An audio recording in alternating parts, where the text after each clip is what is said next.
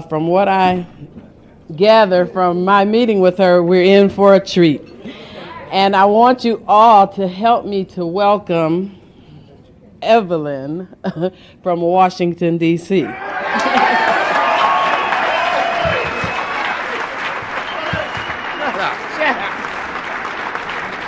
Thank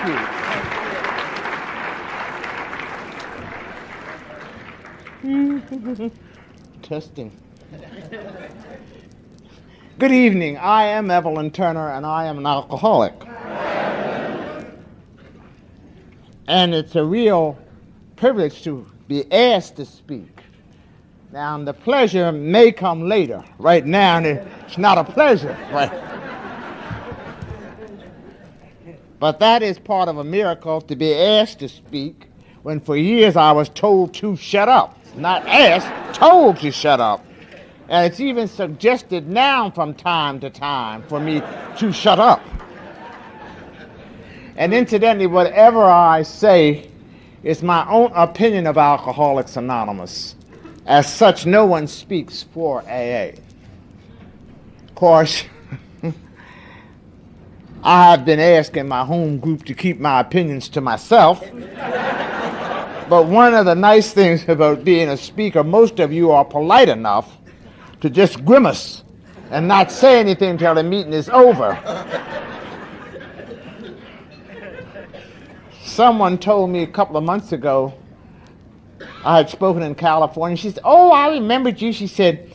And at that particular banquet, one of my companions said, "My God, the main speaker is a woman." And I thought tonight, I wonder how many are saying the same thing. But one nice thing, they did say woman. They didn't say lady, Cecil. I know what he's sitting over there thinking.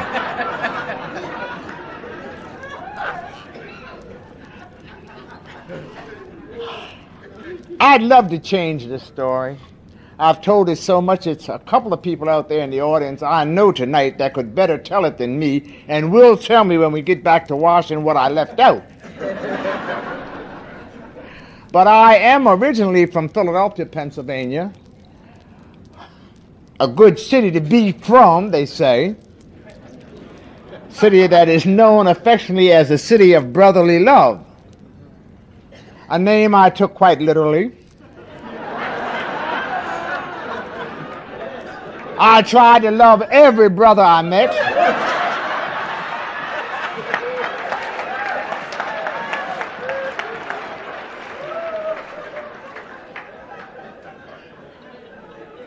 And what with the changing times, I'm so glad it wasn't named the city of sisterly love. Because I don't know what kind of story I would have had to tell.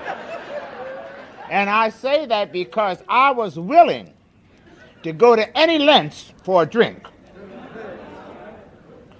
Just thank God I didn't have to go but so far, but I was willing. Now, not always able, but willing. You know, often you get misquoted.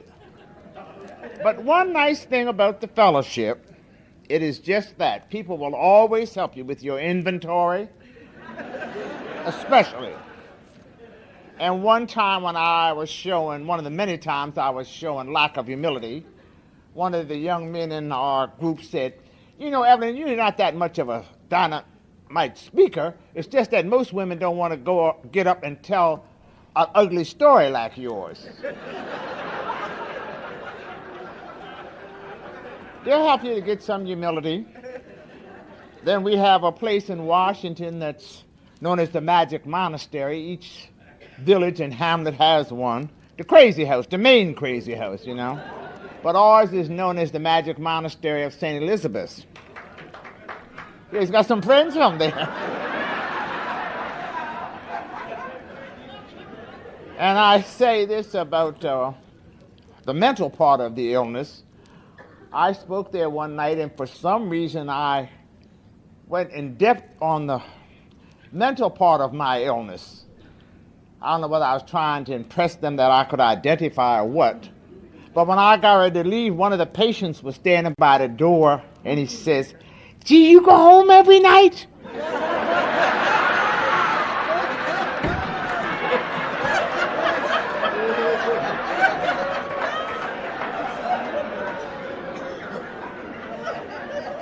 And I had been sober 10 years. You know, I didn't disrupt him. I said yes. Because I guess he, if he thought that way, I said at least he understood me, Then another time I was addressing a group and I said, most of the people, that was at a prison, well, then it was a rehab, sort of, but it was still a jail.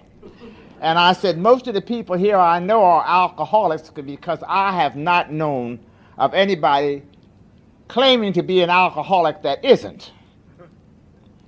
And halfway through the program, the left section, right-hand section got up and left. And I've never had them leave in a group formation. They kind of sneak out one at a time, So, come on, enough of that. And I said, They said, don't worry, Evelyn. They were ladies from the Lutheran church. And I would not be outdone. I said, I still believe there's some potential alcoholics in there.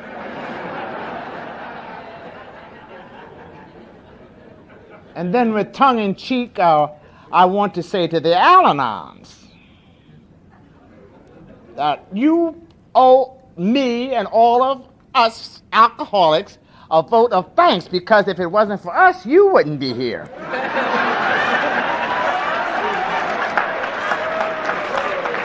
I like to endear them to my heart. I've already taken my inventory. You don't have to take it.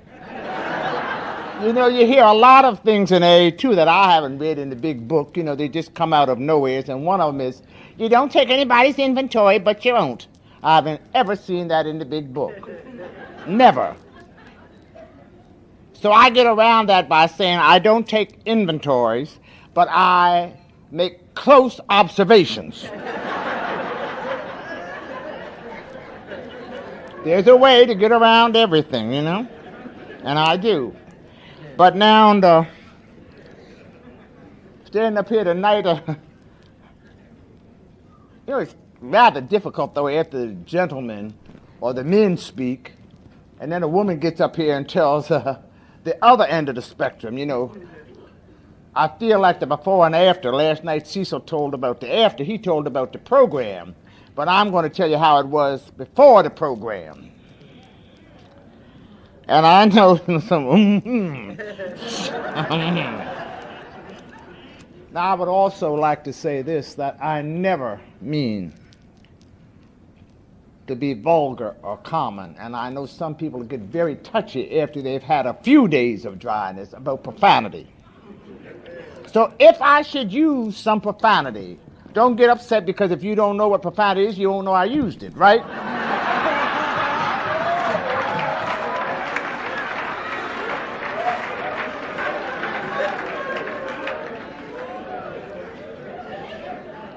No, there are a lot of changes in the miracles.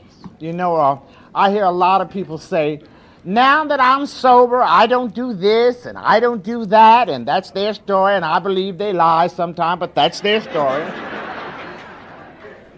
And let me tell you, now that I'm sober, I don't do a lot of things. But now let me tell you why I don't do them. First of all, I'm too scared to do them. Secondly, I'm too old to do them. Thirdly, ain't nobody asking me to do them.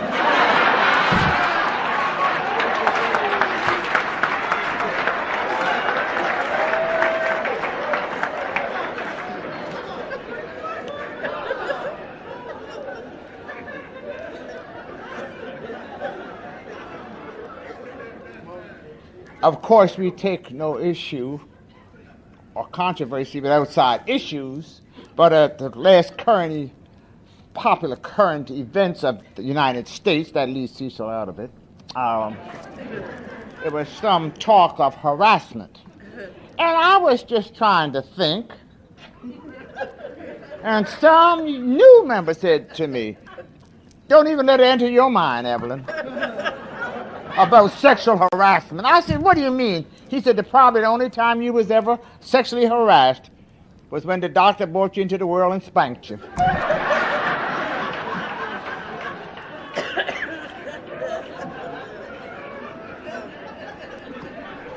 To each his own. And I say that too because I can best describe myself as an alcoholic woman as one who, when they said bottoms up, I didn't know they meant the glass.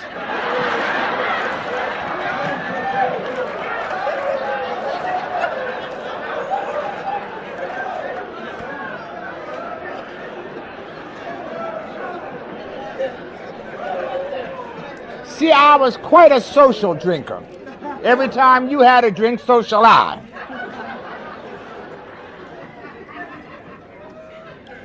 And then, too, prior to coming into the fellowship, when I was trying to find somebody that I thought was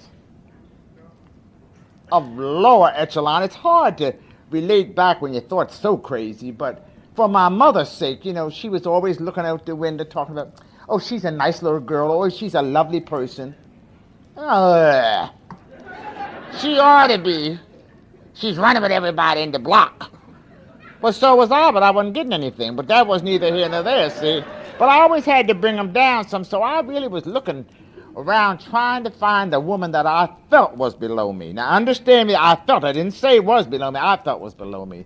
So finally, I ended with the women of the evening. Now, after I was sober quite a while, too, it occurred to me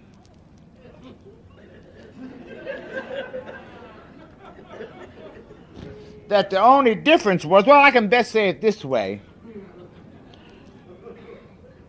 The Lord loveth a cheerful giver.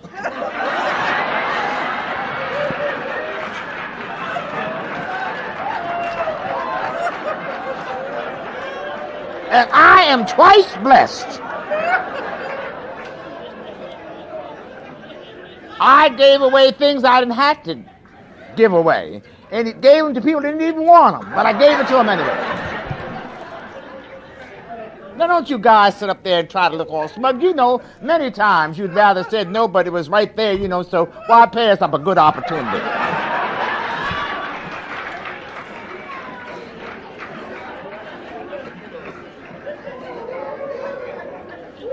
Of course, I try to redeem myself on that by using the word love.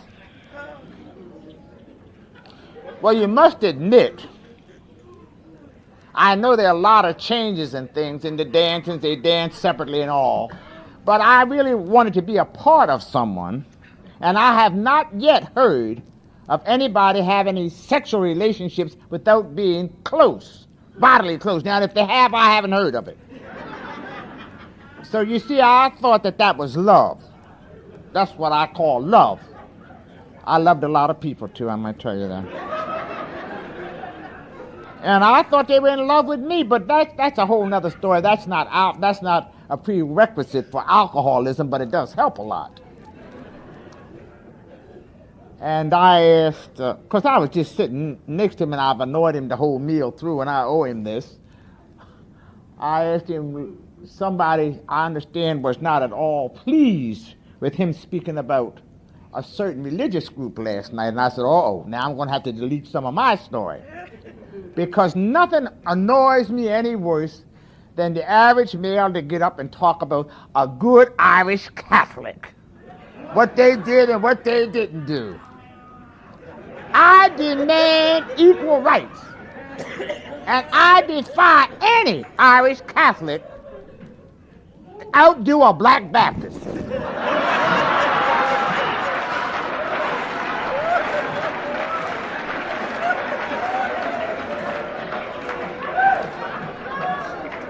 The only difference is our church don't approve of it.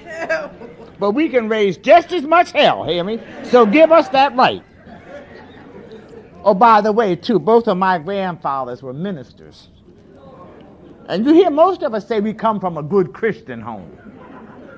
I'm beginning to wonder if that's not a wrong way to raise a child. Since all of them come from a good Christian home. But in my young life, my grandmother, too, was more of a minister than my grandfather was. And all I heard was, what thou shalt not. Thou shalt not do this is a sin. Thou shalt not do that. To do anything but breathe on Sunday was a sin. So I said, well, what does one do that one enjoys? Since everything's a sin, they couldn't tell me. So I made a decision early in life that I was going to hell, and why take any detours? You know what I mean?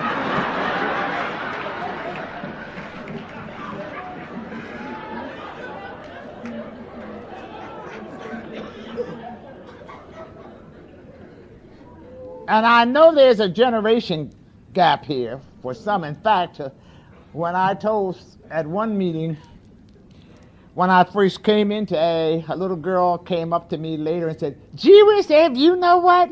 You were sober before I was even born." And thinking I was still 16, I said to her, "Yes, honey, and if you keep on talking, I'm going to be sober after you die."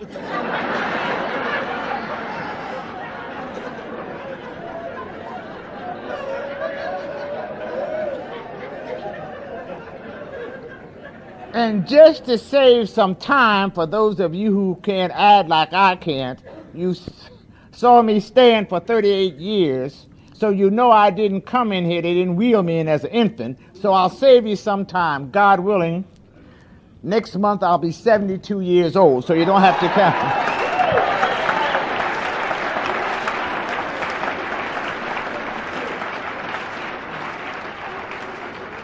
Any way you take this, this is a miracle. You hear me? I mean, I'm dressed tonight. You may not know it. Talking about accept the things you cannot change. I bought a very inexpensive pair of pantyhose. And for women who know, it had two openings. I didn't know my leg was coming out a hole at the side, but fortunately the dress is long. I have lost 35 pounds in the last year, and the same dress, this is the speaker's dress, you know, it goes from...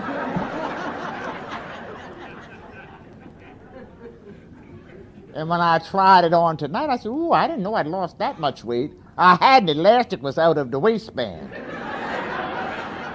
So if I come through there, I'm not streaking or not stripping. The elastic has given away altogether here. But it was too late to make any changes. So, I really had to say the serenity prayer, the long and the short version. We won't go into the short version because, but you know that one too. But anyway, I started drinking in high school for no other reason I know that it was wrong. And that's not much of a reason to start, but that's it, I wanted to be part of the in crowds. I was one of those who always said, let's get drunk and be somebody. I don't know what I was going to be. Whatever come in my mind, that's what I am. So I also know that many of you didn't drink wine. I also know many of you lied too. But years ago, the wino was consisted at the lowest of the alcoholics. Everybody said, "I ain't drink no wine. I ain't drink no wine." That's a low-lifed one.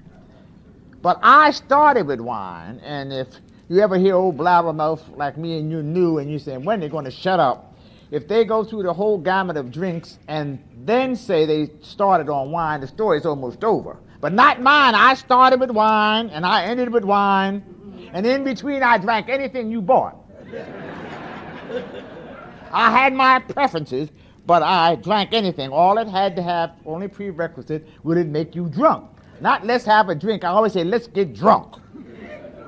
I didn't know that. That's really what I was saying. Let's get drunk. I never said, let's just have a little drink.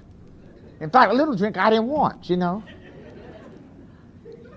I see the pattern of alcoholism. Of course, I get all confused with my story because it's confusing. I can't tell it right there.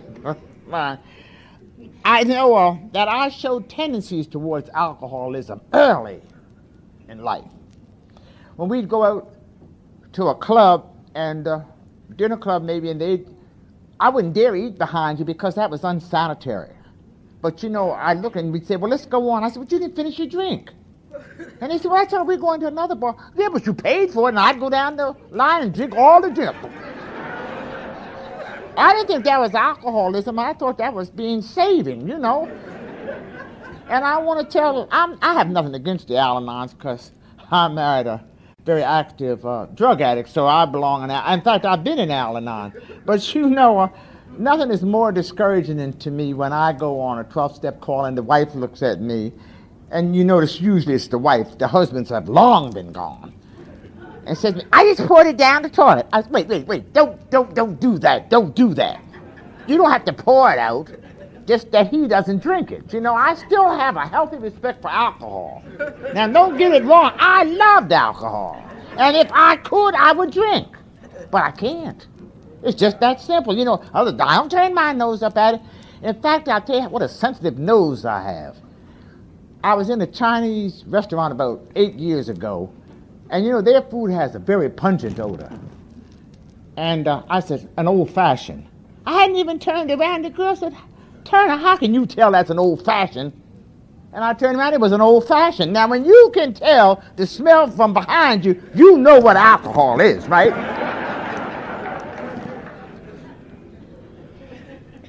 And then at our church, we have grape juice. We are not one that believes it changes from water to wine. We know it's grape juice, but we have grape juice instead of wine. And I'm always the one on the cleanup crew.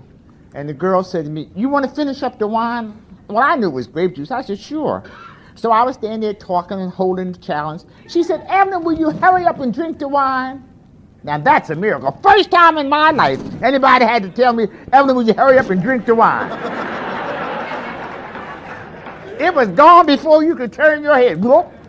You know how you hold your hand out and they say when? If you run all down my arm, I'm still holding my hand out.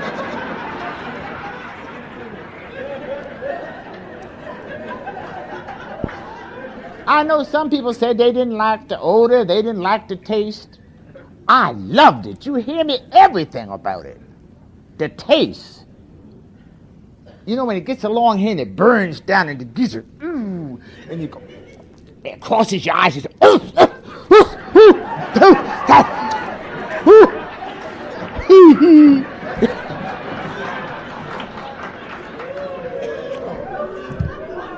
that's a good drink. Thank you. You know, I always live the program in reverse. I thank God. Oh, thank you, Jesus. Oh, thank you. In fact, you know, we have trouble with some of the people in the third step, you know, believing in a power greater than stuff. They say, don't say the word God, it'll frighten them away. Now, I want to ask you something. You don't have to be of a religious persuasion, but have you ever heard anybody, especially an alcoholic in trouble, say, oh, Lucifer, oh, Satan?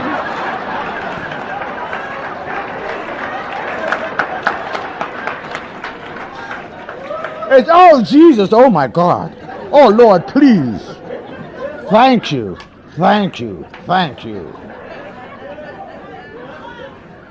I know one of the times, I made the bed more than one time, but one of the times I was making the bed, I turned the mattress over, and I was a periodic drunk at that time. It was a time in between when I would stop drinking. But once I got started, we'd start all over again, and this time I decided I'll clean up the room, you know. I don't have anything to drink. But as I turned the mattress over, there was a full half pint. I have never praised God like I did that night. I'm ashamed to say it, but I got a religious conversion. Thank you, Jesus. Thank you. God knows if you live right, you die right.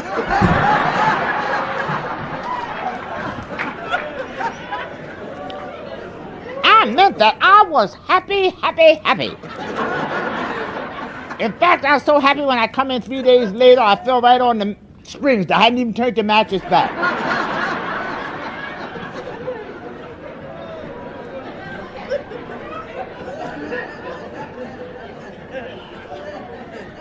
Not to get my war straight, I was a child of World War I. Now, let's don't get it all mixed up. I know some of you young ones, what? World War II.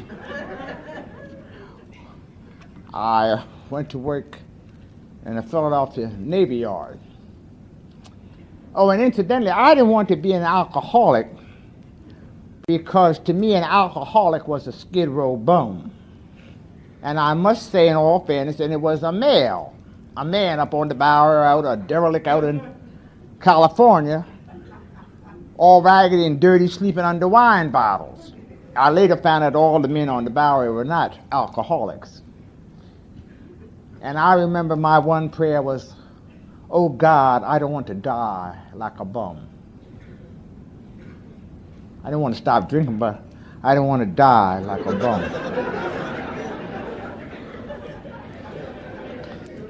It's amazing just how, the two things get so confused there.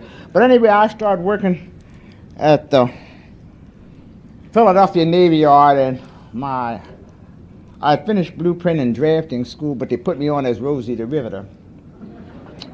Plus the Navy was there. Oh, I did love the Navy. First of all, they got paid twice a month. They had no control with the money. The Army was slow, and the Navy was where it was. And I was right there every payday, saluting.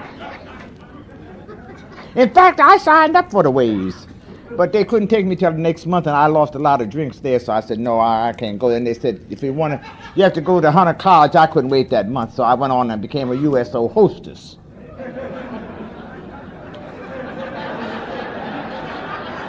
An unpaid hostess, please. Of course, they did ask me to leave because they didn't like the way I danced. I was an interpretive dancer. I put things on your mind that you might not have had there. Suggestive dancer. But anyway, it was here that I first met. I had never seen any black men that couldn't speak English. And I spoke to this soldier, and he smiled. And I saw he was friendly, but he kept smiling. And I later on found out he was Senegalese, French. And then he started battling off in French. Ooh, hold it. But you'd be surprised how quickly you can learn the language of love. I, we, and see, and wee. Put your money where your mouth is, baby. Put it right there. I opened up a whole new bag of worms. Well, let me see now. That's enough of that. That certainly gives you some idea of what I was like. They say that alcoholism is a family illness. And incidentally, if I were to apply for a job as an alcoholic, I would be overqualified. A stepdaughter of an alcoholic. I married a man who was addicted to drugs, and there were times, as I said, I could have been an Alatot or an Alatine. I have not heard of IA sending people to Al-Anon. It's usually reversed, but they got so tired of me and A to give them a break, they sent me to Al-Anon. Because every week I had a problem with my husband, a marital problem, and I would hold my hand up. Just for example, you don't get this breed in here anymore, They've been, something decoded or sometime they get here. But I come right off the street, see, rough, a diamond in the rough. It was so rough you didn't see no layer under it. And I'll give you an example of the kind of member. Every Wednesday I had my hand up. They said there were no stupid questions in there, and I believed them. And they would look all down the table, And this time they tried to ignore me, but it was a newer girl there, and she said, she's got her hand up. They saw it. They said, yes, Evelyn.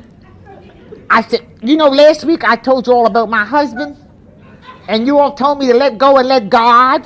And I was sincere. Now, really, I know you're going to laugh, but I was sincere. I said, well, that old bee down the street got him. She don't look like God to me.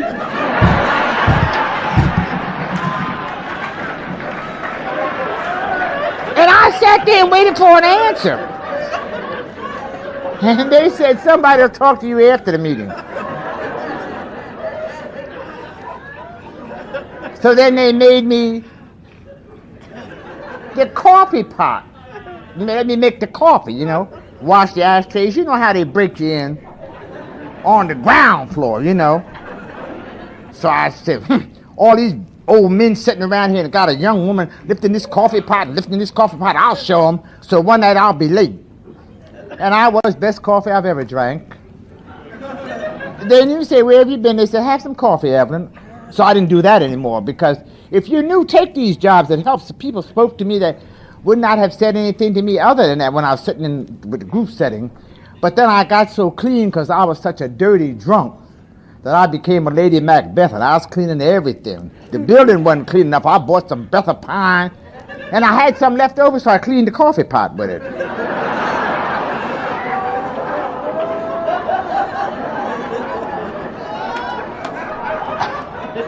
I'm talking about miracles within the fellowship. Nobody got nasty and ugly. They made me secretary immediately. I thought I was promoted. I had done such a good job. Now, let me tell you something. My last job from the government before I retired, I was secretary to the dean of college.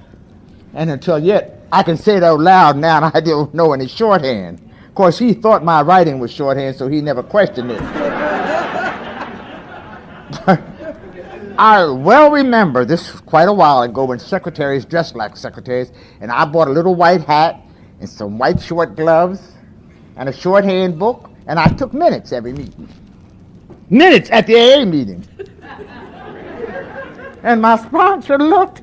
She said, "Don't put no names down." I said, "Oh, no, I know that." And I kept every meeting. Well, nobody stopped me because it kept me quiet.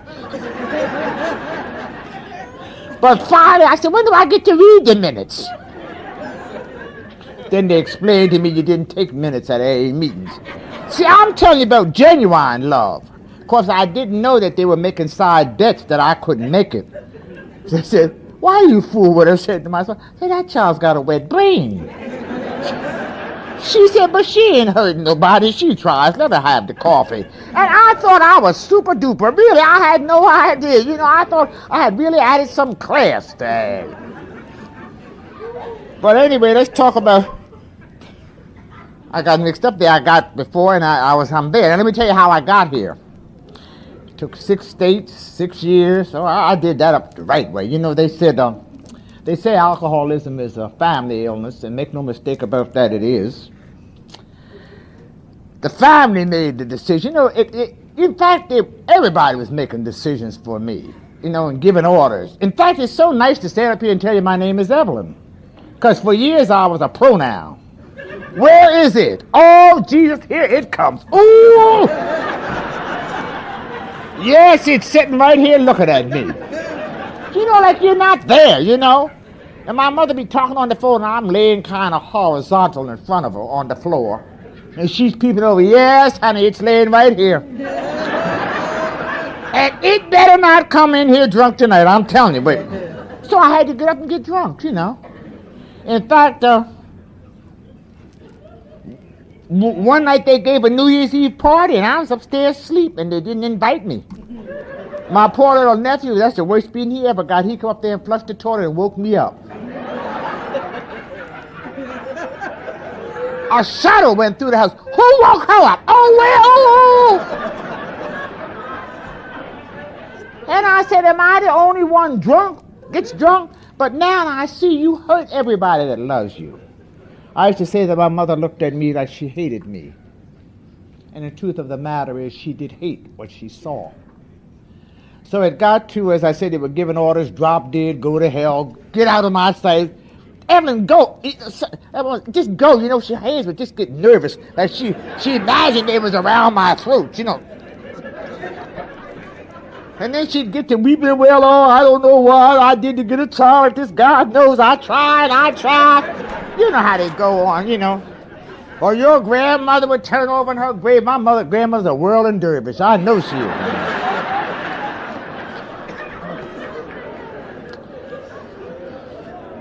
Oh, but let me go back a little further on part of the story, because I have certain parts that are requested. And I know I said, and they said, "You didn't tell about that." Now, we hear about blackouts, right? Now, and maybe this was a semi-blackout, I don't know, short-term blackout. But I have very large feet that go with my body. But just recently I started wearing shoes to fit my feet, because I thought the smaller the shoe, the cuter you looked. I didn't know the more weird you looked at. Your face was so contorted with pain. But I used to come in and I was one of those drunks got all dressed up to get drunk. You've seen those kind of women, false eyelashes, false hair. Sometimes I'd have so much false hair, I'd throw it back. I thought it was mine. I threw it off one night. Feathers and false eyelashes, glitter. You know. Let the good times roll. The queen is here. You know, all that kind of stupid talk. So this is towards the end of my drinking. They're even going to instruct me on how to act at a party.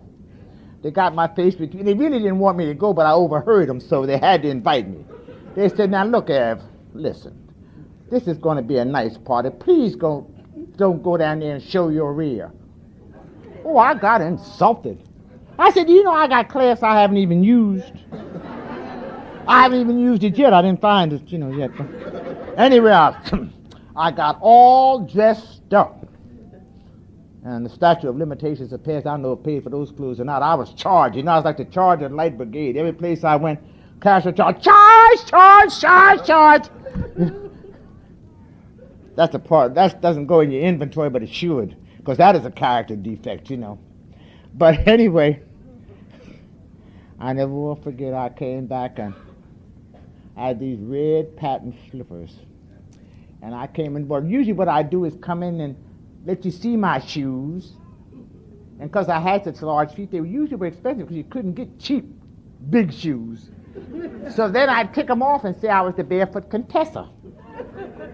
But this night I was trying so hard to make an impression. This is about your first drink. See, I had a couple of beers, to get myself together. You know how you have to be just right when you get there, mellow in case they're slow, serving.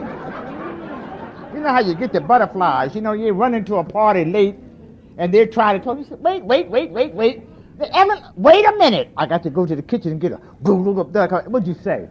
You have to get settled. So I had put a few under my belt when I got there. And I excused myself to go to the ladies' room. Somehow I got mixed up.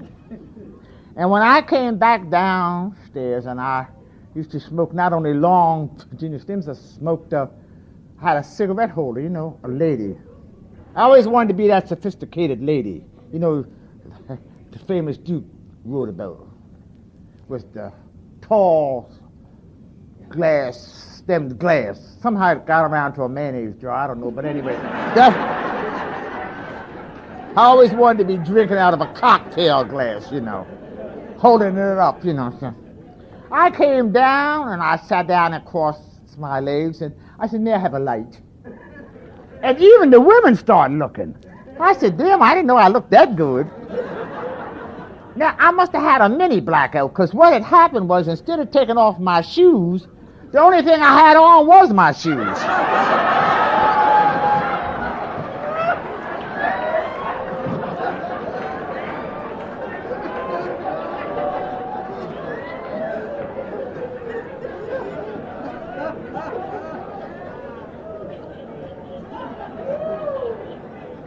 They always ask for that one. Then another one was, I fell in this woman's rock garden. I don't think it was much bigger than this, but I didn't feel none of those little pretty pink flowers. All I felt was the rocks. And I was trying to get out of it. And here she comes to the door. You better get out of my rock garden. She said, if you don't get out of there, I'm calling the police. And I wasn't trying to be nasty. I said, I wish you would. And I meant that I wanted to get out your rock garden. And she was very insulted. I don't know, you know how they say your brain tells the body what to do, but somehow the alcohol blocked that part. My mind wanted to do certain things, but my body didn't follow it. You know how you say, come on, let's cross the street.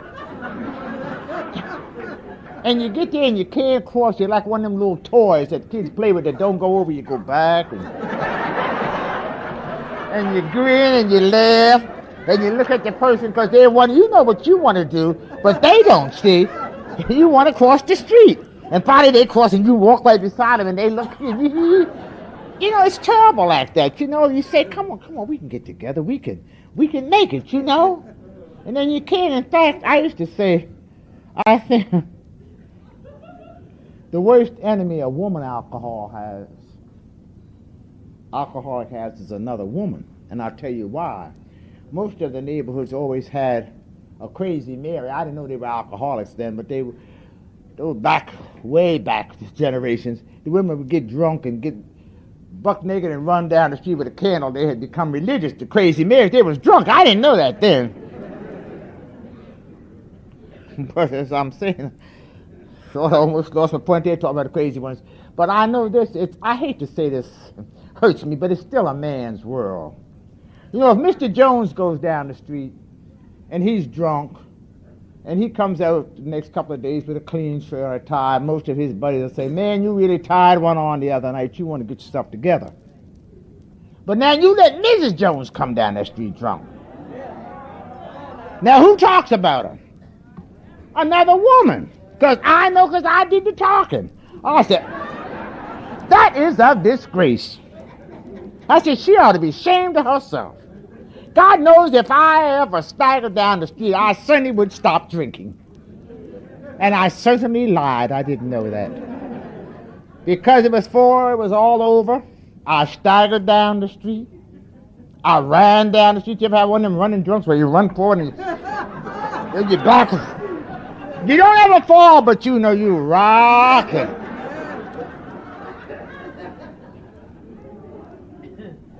I've got knocked down the street. And sometimes I just laid on the street. I got tired. So, don't say what you won't do. Keep on drinking and you will. I have it to say to you, if you are an alcoholic and you come in here and say you're one, you said too much then. But if you're dumb enough to say you had a blackout, don't waste no time talking about what you didn't do. Say what you don't think you did, here. And don't worry about your anonymity, because somebody out there knows about you. They don't know whether you're drunk, but they know something's wrong with you. And if you don't believe that, as long as I've been without a drink, one of our groups was meeting at a new church. And they were sitting there making the financial arrangements with the minister. And one of the deacons went through, and somehow they mentioned my name. And the deacon said, oh my God, y'all ain't talking about that old loudmouth Evelyn Turner used to work the Navy Yard, are you?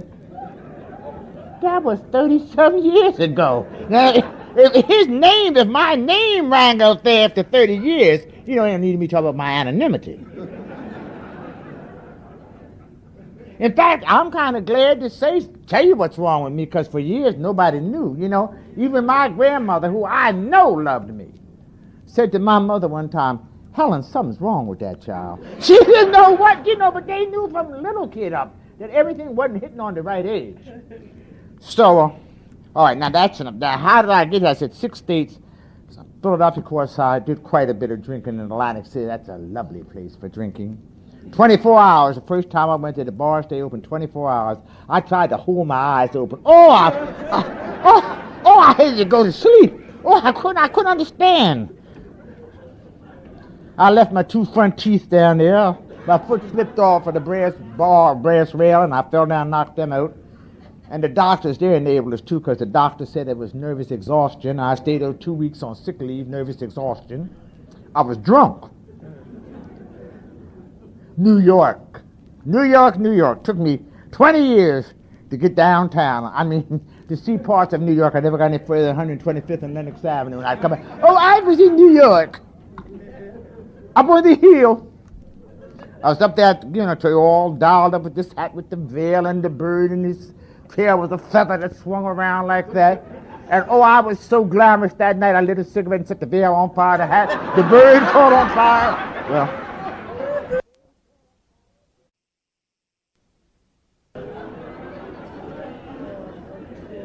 I was an action drunk, I liked action. When I wasn't dancing or performing, one time I got drunk at Christmas, put a holly wreath on my head and lit a candle and run down the bar, said they start the Olympics early, I wanted attention. I got the wrong kind, but I wanted it. So I was always in the limelight, always. But as I said, the family got in this one. They decided that George Truly would go to Marblehead, Massachusetts. Now, any of you know anything about Marblehead 40 years ago, I'm sure it might be the same. It's a very wealthy suburban area of Boston. At the time I was there was only 2 blacks in the town, me and the cook. And I say that because that's true, first of all. But secondly, the family sent me because they didn't understand alcoholism. And they thought I wouldn't have anybody to socialize with. Plus, most of the people there was wealthy, were millionaires and all, so they thought that settled the whole problem. I wouldn't have anybody to drink with, and it would help. My prospective employer was an alcoholic. And that was like throwing an old rabbit in the briar patch. In fact, we lived in this beautiful estate named Thornhedge. It was, our backyard was the bay or something, and the nearest neighbor was in Harlem. Beautiful. I hated every moment of it. The birds, they sang early in the morning. There's nothing worse than that with a hangover. And when it snowed in October, you didn't see the ground again until May, you know. And it was rural and beautiful and awful. And awful. He drank scotch and I drank whatever I could. So I didn't make too much money because the time I tried to replace his scotch. But what I'm saying is this. I thought it was my house, I'll tell you the truth. I was the upstairs maid, and people said to them, "Oh, Mrs. Mars, your upstairs maid has such a personality." The upstairs maid was drunk most of the time. Because when the guests would come, I said, "Would you care for a cocktail?" Of course, I'd had 2. And then I had some more with them. There was 2 couples came that no matter how many times I offered them a drink, they refused it. But now after a while, even I had to stop fixing them drinks. And I made the mistake of asking them, didn't they ever drink? Never ask members of Alcoholics Anonymous if they ever drank. They always have time to hold a meeting.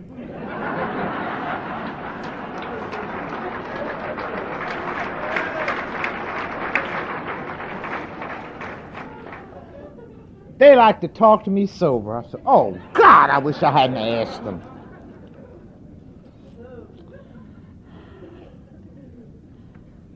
So that's where I first heard of Alcoholics Anonymous. I came back and I read about, I think, the Jack Alexander story. At that time, I was putting water in my employer's whiskey, or maybe it was ahead of this. I get the story mixed up here, but always I identified with the alcoholic. So I told them, gee, when I go home, I'm going to tell Daddy about it. Daddy was my stepfather, and I say that with all sincerity. I did not suffer because he was my stepfather. I suffered because he was an alcoholic. And I truly cared about him. And many times, truth comes in miracles in many different ways. Some might have to die that others can live.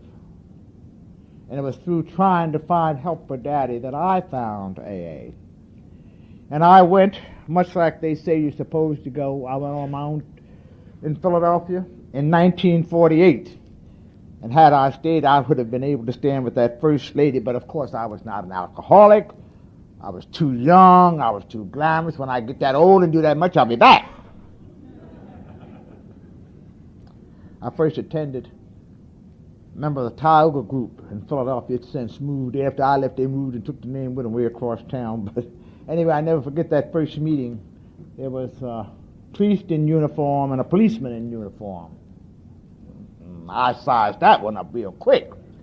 Said if one didn't get you, the other one did. But backing up a little bit, when I went down to headquarters, which incidentally then was on St. James's Place in South Philadelphia.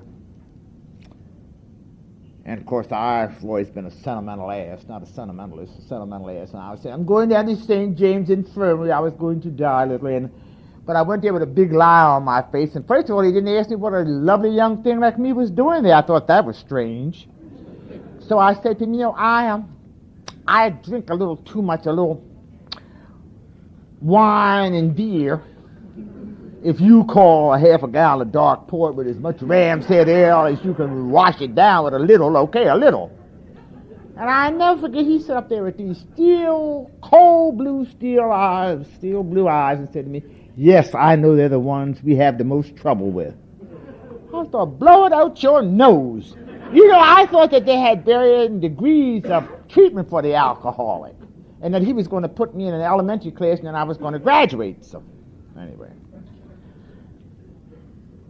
I went to Washington, the nation's capital, and I got there, and Philadelphia's a state stores, and so you have to pass at least 20 bars to get to the state store. So by the time you get to the state store, you ain't got no more money and you're drunk. But when I got to Washington, first of all, they sold half pints, and you could get it at every corner. I said, my God, I should have been here.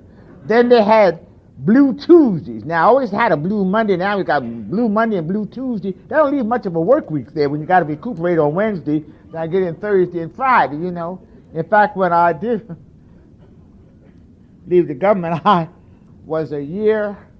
had to work a year longer because I had a year with all the annual and sick leave. I had a year of leave without pay, I was a very sickly person. In fact, the boss called me in one day and said, Miss Turner, said, you're using quite a bit of sick leave. I said, yes, women have illnesses that are not peculiar to men. You know how clever you are when you're drunk. And I didn't know he had my record there, and it was in red where I was out. He said, Miss Turner, you sick every Monday? After every holiday? After every payday? I said, yes, I think I'm going through an early menopause. Well, anyway, I knew something was wrong. I mean, just try to get ahead of take too much time now. But I thought I had no problem with craziness. In fact, I thought two of the worst things that could befall anybody was blindness and insanity. Remember, always quote from Milton on my blindness. And I know when I was a child, I think they put glasses on me when I opened my eyes. And they told me if you wear them now, you won't have to wear them when you get older. No, the next one should be a seeing eye dog because you get thicker each time. But in trying to tell you about the miracle of things, last year wasn't one of the best years, and yet it was a good year. I had 5 surgical procedures on my right eye with a detached retina and everything else except blindness. In fact, I only see half of you now, and the other is about a third. And I remember coming back, and I told a little girl, she says, oh, what did you have, glaucoma? I said, no. I said, I had a detached retina. She said, oh, gee, we said, it's always the little young girls that come up to me with these. She said, isn't that what the fighters get? I said, don't you listen to my story? Do you listen carefully? I was one of those active drunks that was always inviting you, come on, hit me. I wish you would. And they would. And I'd get them and say, you sure got a nasty attitude. So they wore that out. In fact, I asked the doctor what was the matter, why was it like that? He said, well, Miss Turner, you're getting older and your eyes well. I said, oh, both my eyes the same age. But I forgot that they had beat on this one a little more. I haven't been able to accept it with serenity yet because I'm not too good at accepting love or giving love. I want to, but I'm not too good at it. And it's one, to be a lady, you think I'd be glad for somebody to help me up somewhere, but to have to stand there at night and ask the girl to help me down the stairs. The great queen wasn't the great queen, and I kind of shuddered for a moment. I'm working through it, but it's not as easy as it is. I know I could be blind. I don't have to have any say, but sometimes there's a great distance between acceptance and serenity. You understand me? You accept, but the serenity is a long time coming. They say God don't close one door, they open another, but there's a hallway and sometimes that gets drafted,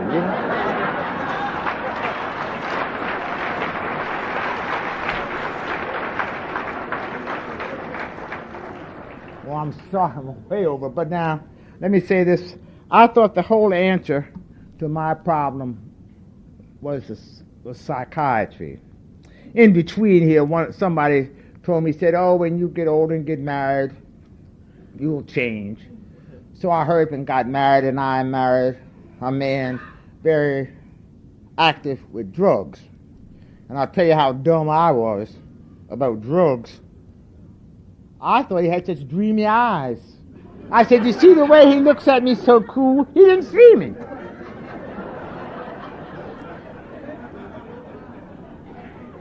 But I'll tell you one thing about that marriage. First time both in-laws were right. His family said I wasn't worth a damn, and my family said he wasn't worth a damn, and they were both right. We deserved one another. And just to hurry up with this story, when it comes to making amends, my family and friends thought I did not owe him any amends. But I tell you now, and long time coming, I didn't get the principles of the program maybe as quickly as others. But I did owe him some amends.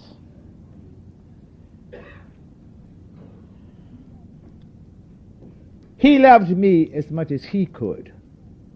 Maybe it wasn't the Hollywood type of love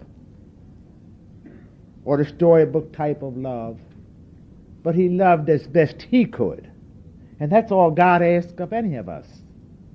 And so therefore, I always have, even though I have divorced him, a tender spot, and I always look around and hope sometime at some meeting I will see him and he too will have come into the program. But this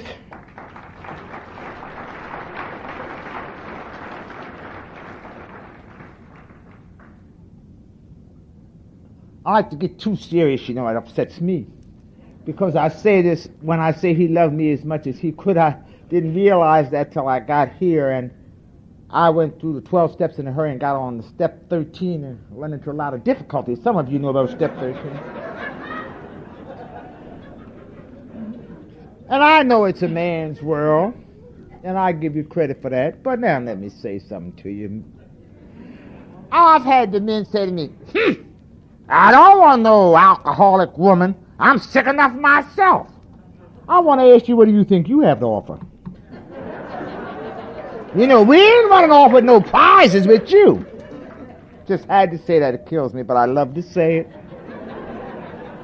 But anyway, as I said, I went to the psychiatrist for 2 years, and thousands of dollars later, he told me in the beginning he didn't think I was an alcoholic. The man talked for maybe an hour more. I don't know what else he said.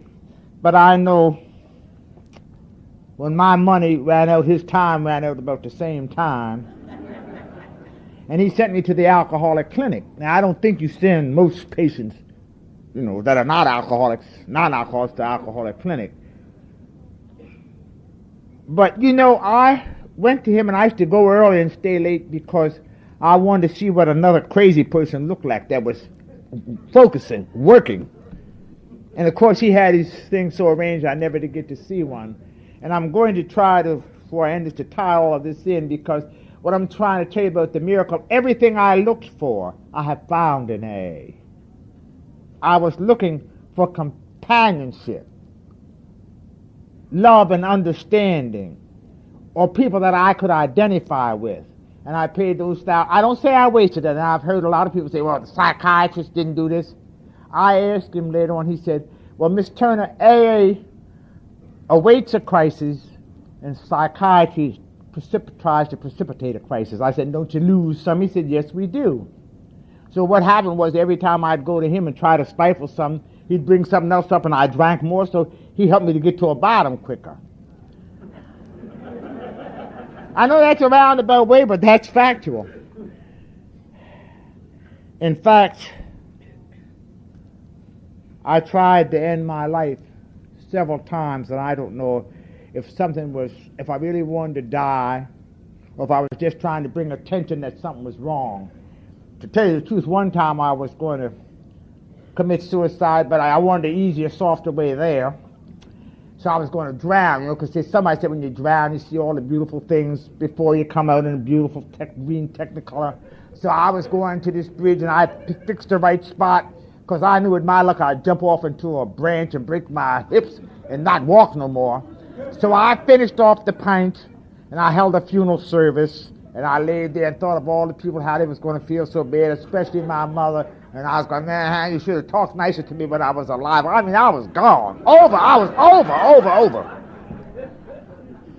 And I read up on it too. I heard that when you meant to really die, you didn't write any notes. So I got it all set. Now and I finished the drink, and I got to the door to go jump off the bridge. But it was raining, and I didn't want to get wet. Now, if I don't identify as something's wrong with you. And you just decide what it is, you know. But anyway, I'd like to say this. Finally, how I got back to AA. I had a friend, and I've always had true friends, but I didn't know them as friends. Because a friend is someone who loves you unconditionally, but does not necessarily give you your way. And I wrote to this girl in Washington, and she said to me, well, Evelyn, if you really want to work, there's a lot of work here in Washington, and I won't have to pay any more rent. If you come, you can share my apartment, and the money I eat out with, maybe we can eat together. I came to Washington on a Friday night, and she had not seen me for many years since she graduated from college, and she moved to the islands. And she told people there, they said, what's your friend like? Miss Smith, she said, oh, she's not a very beautiful person, she said, but she has a great personality, and she's very well dressed. And I come down there in a sewed-up fur coat, looking like who would have thought off of a wine, drunk with the wine each and all. And in fact, I like to insert this too for the new members, and I hope the little young man that's here for 2 days doesn't go back out. But if you do go back out, don't fool with no vodka and scotch and stuff. Go get you a half a gallon of dark wine. It'll bring you right back. Right back. You get these dumb arguments in AA. Somebody says, how could they say this is a disease? A disease changes tissue. Dark port will change tissues. Your lips will get fatter, your eyes will get blacker, your color will change, you will itch more, you'll have more diarrhea. It's a very action drink, see. So I came down with the wine itch and all, and here again, and I'm saying this because I was one of those that had a great deal of trouble with the God of my understanding, because the God that I had been introduced to as a child was a God of judgment. Now, if they spoke of love, I didn't hear it. I don't want to say that they didn't, but I did not hear it. So I rebelled against that. But I say it now because as I look back, I don't see how I could have missed him. Because as I said, here was his friend. God works through his people. Many times I said the only mistake he made in the world was putting people in it, but maybe not. Because that's the only way I can see God in nature, but sometimes when his people open their mouth, I wonder, you know. But anyway, this last time I almost made the suicide. I was put in observation, what to say, ward tank. And I had known through my religious background that the one unforgivable sin was to try to take one's own life, and yet in my desperation, and I think we've all come to that moment, where you're tired of living, and really, but you're scared of dying, and you don't have any choice. So I tried to go out, and I almost went out. But when I came out of the hospital, I went back to the psychiatrist. And as I said, I'm not Catholic by faith, but I've lit enough candles to set the world on fire. And at that time, all of the priests were dedicated, and the churches were opened. And wherever I moved in a neighborhood, I always found out where the nearest liquor store was and where the nearest Catholic church, because I knew I was going to have need of both. And the last time I went to see a priest, he said to me, Miss Turner, you're sitting here talking about your friends. He said, this is the first time I've seen you. He said, and anybody would give you a drink is not your friend. And I thought, that's why he's a priest and I'm a drunk, because he don't know nothing about drinking. That's how you determine a friend, somebody to give you a drink. And I'm saying that because he also taught me the Hail Marys, which by the time I got to AA, I had forgotten any formal prayers. I'd go to say the Lord's Prayer and say my grace. But I'm saying this too because when I got sober, I wanted to find this priest, and I wanted to thank him for the help he had been. Many of them had been, but him especially. And I remember asking some of the members of the group, had they ever seen this priest? And they said, no, he moved away. But one night, and that gentleman is here now from Washington, he came up to me and said, Evelyn, did you ever find, and I can use his name now, and Father Went, because he since died. Father Went was sitting in the back of the room, and I went back. And I said, do you remember me? He says, no, sir, because if I had, I should have come in with you. I'm talking about the illness and the miracle, not your station in life. He was a priest. I met a nun who was in a convent for 18 years. I've met a countess we know in the book, a star fellow. I've met her. I've met many people. People that I would not have met if I had not been in the fellowship. In fact, I met one since I've been here, and I never thought I'd meet myself head on. But for many of you that know little Elizabeth down the table,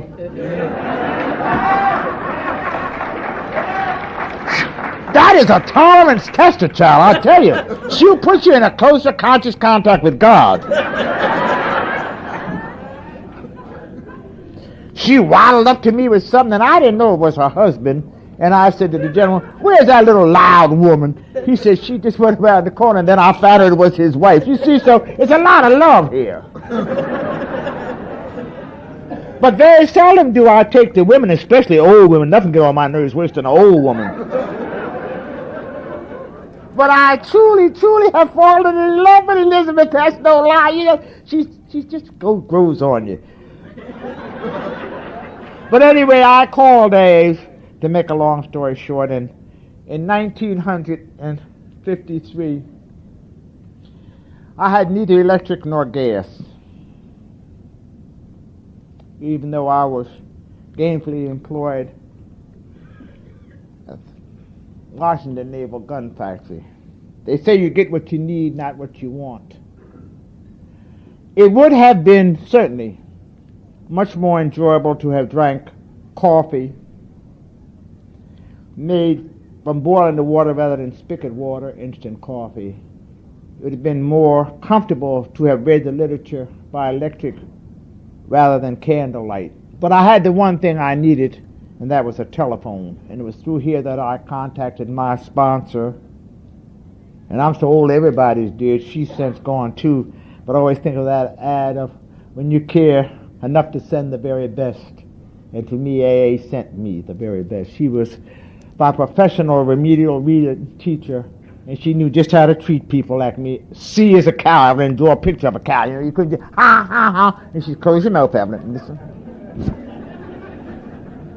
And of course, I could go on. Don't get nervous, I'm not going to. But I'd like to close with this because, to me, there are many big books, and certainly there was what I may call one of the original big books, because I don't want to get in any hassle with religion here now. And I don't know, perhaps another time, another place, there will be a bigger fellowship of Alcoholics Anonymous. And I know, especially I speak mainly to the new woman alcoholic. If you men can listen and help, okay. But I think the woman alcoholic suffers just a little bit more because society is so set up like that. We're not easily forgiven. In fact, it's not always easy to forgive yourself. I perhaps have emotional scars that I'll carry to my grave. I'm sure that the great master has forgiven me, but I find it difficult. They say if you don't forget, you haven't forgotten. You're not forgiven, or you don't forgive. But anyway, if you're wondering, well, what's the use? Sure, you'll get sober, and then what? There's lots of things. You've heard of the miracles. But I want to tell you about some women. For all I know, that might have been some anonymity, because all of these women were named Mary. And one of them, when the great teacher met her by the well and asked her, who was her husband, and she explained to him, no, this was not her husband that she was with. When I drank, I could have been that woman at the well. Then another part, he meets a woman that they were going to stone because of her loving her brothers. And certainly I could have been that woman. But the woman that I most closely would like to identify with, and I think most of the women in here do, and I had to correct this because I had a Bible student that read and said, he didn't write in on that, Evelyn, he walked in, so somebody else don't correct me, the story is the same. I told him, so the meaning is the same, what cares whether he walked in or crawled in. No, never say die. But as the great teacher rode through the crowd, this woman too had been sick a long time. No doctors could heal her. Nothing could heal her. But she had some faith. And she pushed through the crowd and said, oh God, if I could just let me touch the hem of his garment, and I'll be made whole. And the great master, being who he was, said, somebody touched me. And I want to ask you, didn't that somebody touch you? Thank you.